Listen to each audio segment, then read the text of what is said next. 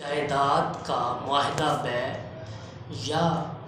कोई भी ज़मीन का प्लाट का तबादला आप करते हैं किसी दूसरे शख्स के साथ,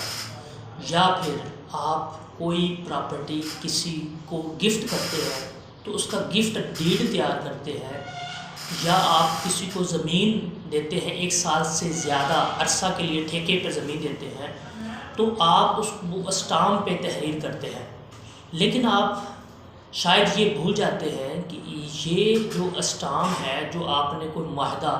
कोई एग्रीमेंट किया है, को आप बिज़नेस करना चाहते हैं,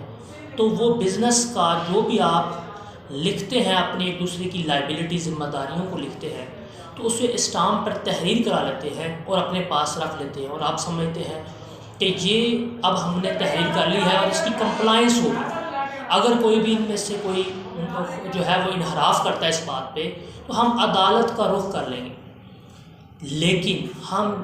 आपने उसको रजिस्ट्रार के पास जाके रजिस्टर करवाना है, जो रजिस्ट्रियाँ करता है एज अ तहसीलदार, जो वर्क कर रहा होता है बतौर रजिस्ट्रार के तौर पर वो वर्क करता है, उसके पास आपने वही डीड को, उसी दस्तावेज़ को लेके जाना है और लेके जाके वहाँ रजिस्टर करवा लेना है। जितनी मालियत उस माहदे में लिखी होगी, उस मालियत के हिसाब से आपने 1000 रुपये के पीछे आपने 100 रुपये अदा करना होगा और वो आपका रजिस्टर हो जाएगा। अगर आप इसे रजिस्टर नहीं करवाते तो आप दोनों फरीक में से कोई एक फरीक जिसने आपके हक़ में दस्तावेज़ात लिखी है वो इनहराफ कर लेता है और आप अदालत का रुख करते हैं,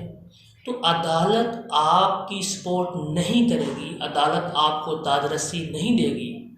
क्योंकि 2018 में सेक्शन 17 रजिस्ट्रेशन एक्ट 1908 में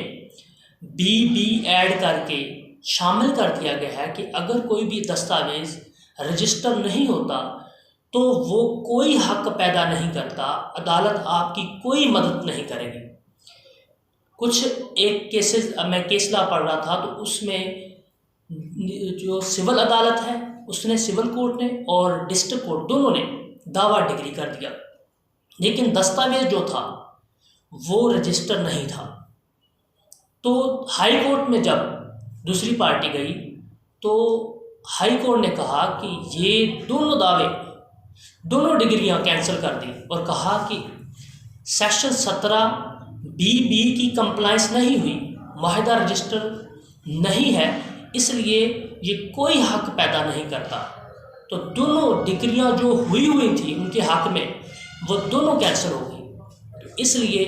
आप अपने आप को महफूज बनाएं ताकि आप अपने दस्तावेज़ात को, अपने मुआहदा को, गिफ्ट डीड को, इकरारनामा किराएदारी को